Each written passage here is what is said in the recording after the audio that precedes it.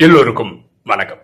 இன்னைக்கு நம்ம பார்க்கக்கூடிய சப்ஜெக்ட், ராஜயோகிகளுக்கு இந்த உபசரிப்பு தேவைதானா?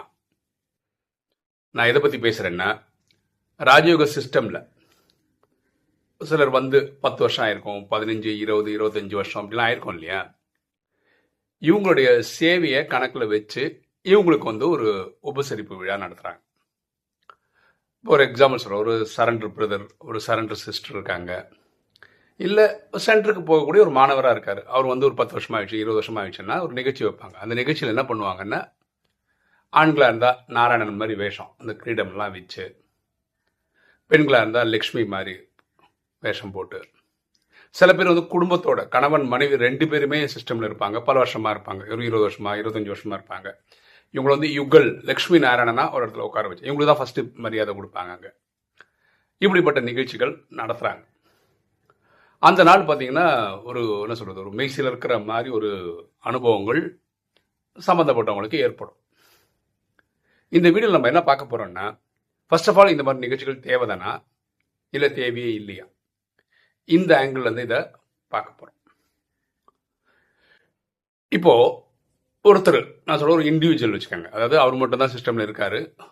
அவர் இந்த நாலேஜுக்கு ஒரு 10 வருஷம் ஆயிடுச்சு அப்படின்னு வச்சுக்கோங்களேன். ஆனால் அந்த 10 வருஷத்துல இவர் ரொம்ப எதுவுமே ரெகுலரா இல்லைன்னு வச்சுப்போம். அமிர்தவழியும் ஒழுங்கா பண்ணதில்லை, வாணி ஒழுங்கா படிச்சதில்லை, ஸ்ரீமத் சேவை இதெல்லாம் கண்டினியூஸா கன்சிஸ்டண்டா பண்ணதில்லை. வருவார் போவார், கொஞ்ச நாள் இருப்பார், கொஞ்ச நாள் இல்லாமல் இருப்பார். ஆனால் கணக்குப்படி 10 வருஷம் முடிச்சிட்டாருன்னு வச்சுக்கோங்க. இவர் சென்டரோட டச்சில் இருக்கிறதுனால, அதாவது போகுக்கு மட்டும் வருவார், விசேஷமான நாட்களை கூப்பிடுவாங்க, சேவை பண்ணிட்டு போகிறார். அப்படிப்பட்டவரை பற்றி நான் பேசிட்டு இருக்கேன். இவருக்கு நீங்க ஒரு நிகழ்ச்சி நடத்தும் போது இவருக்கும் தலையில கிரீடம் எல்லாம் வச்சு பண்ணும்போது என்ன ஆயிடும்னா, இவருக்கே இவர் மனசாட்சி சொல்லும், நம்ம எவ்வளவு கன்சிஸ்டண்டா இருந்தோம் அவருக்கே தெரியும். நம்மளே ஒழுங்காவே இல்லை, ஆனாலும் நம்மளை மதிச்சு நமக்கு இந்த கிரீடம் எல்லாம் வச்சு அழகு பாக்குறாங்களே, நான் ஒழுங்கா இருந்தா எப்படி நல்லா இருக்கும், இனிமையாவது நான் கன்சிஸ்டண்டா பண்ணணும்னு ஒரு ஊக்கம் உற்சாகம் அதுக்கப்புறம் ஊக்க உற்சாகம் அடைகிறவங்க இருக்காங்க.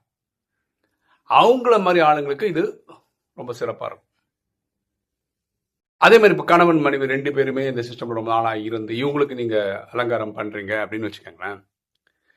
இந்த வேடிக்கை பார்க்குற ஒரு சகோதரருக்கோ ஒரு சகோதரிக்கோ, அதாவது இவங்க மட்டும் தான் சிஸ்டம் இருக்காங்க, குடும்பத்தில் இருக்கவங்க இல்லை அப்படின்னு வச்சுக்கோங்களேன், கணவர் இல்லை இல்லை மனைவி இல்லை இந்த சிஸ்டம்லன்னா, இவங்களுக்கு தோணும் நம்மளும் கணவன் மனைவியாக சிஸ்டம்குள்ளே வந்தால் எவ்வளோ நல்லாயிருக்கும், நாளைக்கு நமக்கும் இந்த மாதிரி லட்சுமி நாராயணன் மாதிரி ஒரு கௌரவம் பண்ணால் எவ்வளோ நல்லாயிருக்கும், இதனாலேயாவது என் கணவரை சிஸ்டம்குள்ள கொண்டு வரணும், இல்லை மனைவியை சிஸ்டம்குள்ள கொண்டு வரணும்னு அவங்க கூட ஒரு ஊக்கம் உற்சாகம் ஹோம்ஒர்க் பண்ணால் ரொம்ப சிறப்பாக இருக்கும். அடுத்தது ஒரு சென்டரில் இருக்க மாணவர்கள், அங்கே இருக்கிற ஒரு சகோதரியோ சகோதரரோ இந்த சிஸ்டம்க்கு ஒரு 25 வருஷம் ஆயிடுச்சுன்னு வச்சுக்கோங்களேன்.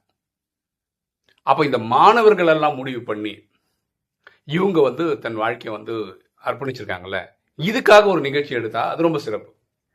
அதாவது எனக்கு பாருங்க, இந்த ஆகஸ்ட் நான் 15 வருஷம் முடியிருக்கிறேன் இந்த ராஜயோகத்தில். நானே ஒரு நிகழ்ச்சி நடத்துறதுக்கும் எனக்காக வேற ஒருத்தவங்க நிகழ்ச்சி நடத்துறதுக்கும் நிறைய வித்தியாசம் இருக்குல்ல. ஸோ மாணவர்களா பண்ணா ரொம்ப சிறப்பாக இருக்கும்.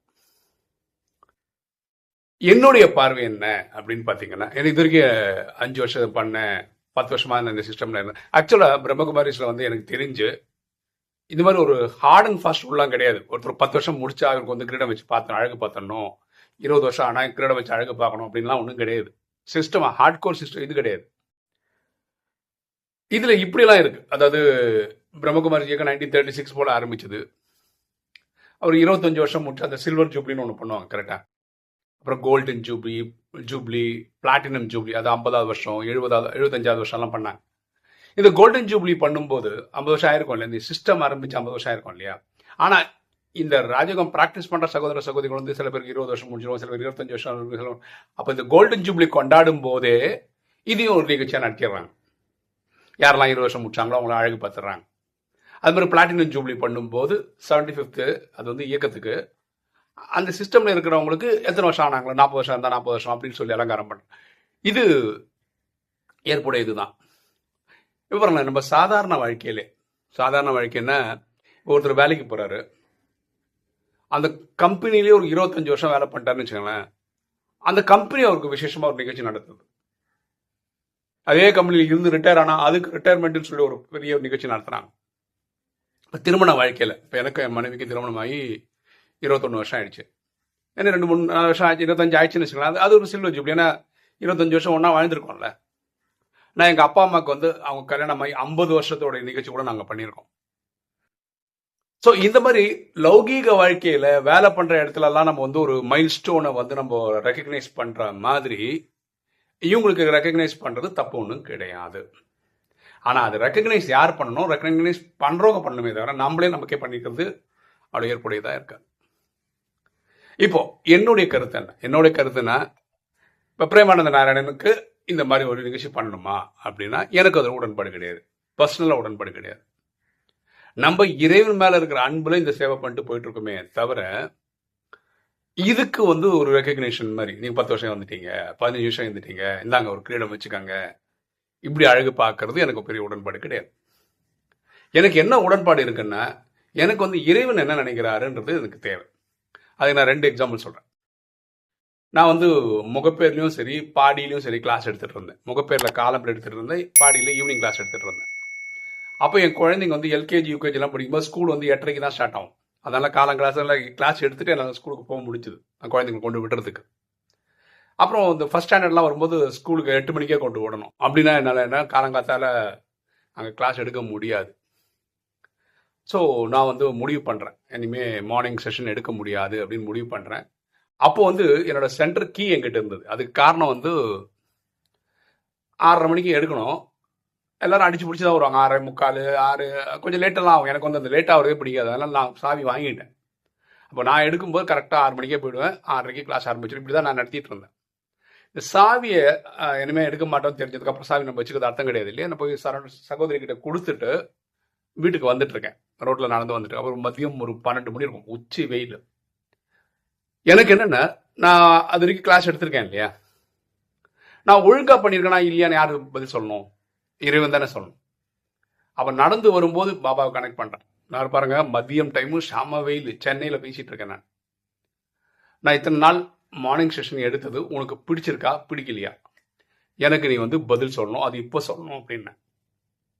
அப்போது ஜோராக மழை பெஞ்சுது. அதாவது முன்னாடியும் சரி பின்னாடியும் சரி மழைக்கான எந்த ஒரு அறிகுறியும் கிடையாது. அப்போ ஒரு மழை, எல்லாம் எந்த அளவுக்கு மழைனா எல்லாரும் ஒதுங்கினாங்க. அந்த போய் எங்கேயாவது மழையில் நனையாமல் இருக்கும். நான் வந்து மழையில் நனைஞ்சு நடந்து போயிட்டே இருக்கேன். எனக்கு ரொம்ப திருப்தியாக போச்சு. ஓகே, இறைவனுக்கு பிடிச்சிருக்கு, அவ்வளோதான், இதை எப்படி எடுத்துக்கிட்டேன் நான். அதே மாதிரி ஒரு பாபா மீட் நடக்குது. பாபா பேசிகிட்டே இருக்காரு.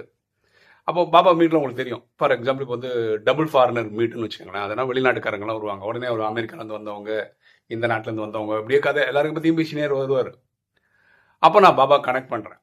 நீ வந்திருக்கவங்களெல்லாம் பேசின்னு இருக்க, எங்களை மாதிரி ஈவினிங் கிளாஸ் எல்லாம் எடுக்கிறோம்ல, சென்டரில் கிளாஸ் எல்லாம் எடுக்கிறோம்ல, எங்களை பற்றி ஏதாவது ஒரு வார்த்தை மென்ஷன் பண்ணுறியா அப்படின்னு கனெக்ட் பண்ணுறேன்.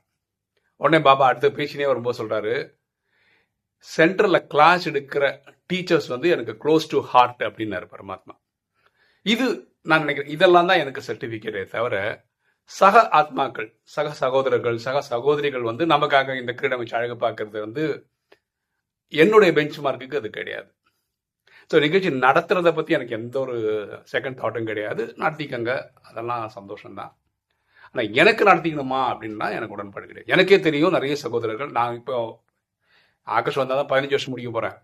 20 வருஷம், 25 வருஷம், 30 வருஷம், 40 வருஷம் இருக்கவங்க கூட இந்த நிகழ்ச்சியை அவாய்ட் பண்ணுறவங்க இருக்காங்க. அதாவது இந்த கிரீடம் வச்சு அலங்காரம் பண்ணுற நிகழ்ச்சியை அவாய்ட் பண்ணுறவங்க இருக்காங்க. ஏன்னா இறைவன் செயலுக்காக தான் வந்தமே தவிர இந்த அலங்காரத்துக்கெல்லாம் நம்ம வரல அப்படின்றது அவங்க பாட்டு, அவங்க தாட். ஓகே, இப்போ வீடியோ பார்க்குற நீங்கள் சொல்ல வேண்டியது என்னென்னா, இந்த மாதிரி நிகழ்ச்சிகள் உண்மையில் தேவைன்னு நினைக்கிறீங்களா, தேவையில்லைன்னு நினைக்கிறீங்களா? தேவைன்னா இந்த காரணங்களுக்காக தேவை, தேவையில்லைன்னா இந்த காரணங்களுக்காக தேவையில்லை அப்படின்னு கமெண்ட் செக்ஷனில் போட்டிங்கன்னா நீங்கள் நானும் தெரிஞ்சுக்கலாம். ஓகே, ஒரு சின்ன முயற்சி நேற்று எடுத்தோம். நேற்று நான் நிறைய சோஷியல் மீடியாவில் நம்ம ராஜயோகத்தை பற்றி ஸ்ப்ரெட் பண்ணிகிட்டே இருக்கேன். அதில் ஒன்று செலீப்னு ஒன்று இருக்குது, SCELEBE, அதான் அதோடைய ஸ்பெல்லிங்கு. அந்த ஆப் வந்து ஆக்சுவலாக கொரியன். ஓகேவா, நான் எல்லாத்துலேயும் ட்ரை பண்ணுறேன். ஆனால் அதில் போடுற வீடியோ வந்து தமிழ் தான் வச்சுக்கோங்களேன். அதில் பார்க்குறவங்களே 4 பேர் 5 பேர் தான் பார்ப்பாங்க. ஏன்னா அவங்களுக்கு தமிழ் கனெக்ட் பண்ண முடியாதுல்ல. இப்போ நேத்து ஒரு முயற்சி பண்ணோம். நான் அந்த தம்பி பண்றாரு இல்லையா 9 லாங்குவேஜ்ல பண்றாரு. அந்த தம்பிட்ட நான் சொன்னேன், "தம்பி நீங்க தமிழ்ல இருந்து கொரியனா மாத்தி குடுங்க" அப்படின்னு. அப்ப அவன் சொன்னான், ஆனா அது வந்து பண்ணும்போது 60-70% தானே கரெக்ட்டா இருக்கும். அத கரெக்ட் பண்ண தான் நம்ம டீம் வச்சிருக்கோம்." எனக்கு நான் சொன்னேன், "தெரியும்பா. நான் இல்லன்னு சொல்லல. நீ ஃபர்ஸ்ட் கொரியன்ல மாத்திடு. கொரியன்ல இருந்து திருப்பி இங்கிலீஷ்ல பண்ணி பாரு. அர்த்தம் மாறுதா மாறலையான்னு மட்டும் பாரு. அர்த்தம் மாறலன்னா அதை நம்ம ட்ரை பண்ணி பார்க்கலாமா அப்படின்னு. அப்போ நேற்று ஏதோ அந்த தம்பியை கொரியனில் மாற்றி கொரியன்லேருந்து இங்கிலீஷ் மாற்றும் போது ஒரு 90-95% கரெக்டாக இருக்கு நான். சரி கொடுப்பா போட்டுட்டு நான் டிஸ்க்ளைமர் போட்டேன், இது வந்து ஆர்டிஃபிஷியல் இன்டெலிஜென்ஸ் யூஸ் பண்ணி பண்ணியிருக்கிறது, இதில் ஏதாவது தவறு இருந்தால் மன்னிச்சிருங்கன்னு சொல்லிட்டு அந்த பிளாட்ஃபார்மில் போட்டிருக்கோம். என்ன சொல்ல வரேன்னா, பத்தாத ஒரு பாஷையை நம்ம ட்ரை பண்ணுறோம். இது வரைக்கும் 9 லாங்குவேஜ் தான் நம்ம பண்ணிட்டு இருந்தோம். பத்தாவது ஒரு லாங்குவேஜ் ட்ரை பண்ணி போட்டிருக்கோம். அது எப்படி வருதுன்னு நாளடைவில் தான் நமக்கு தெரியும்.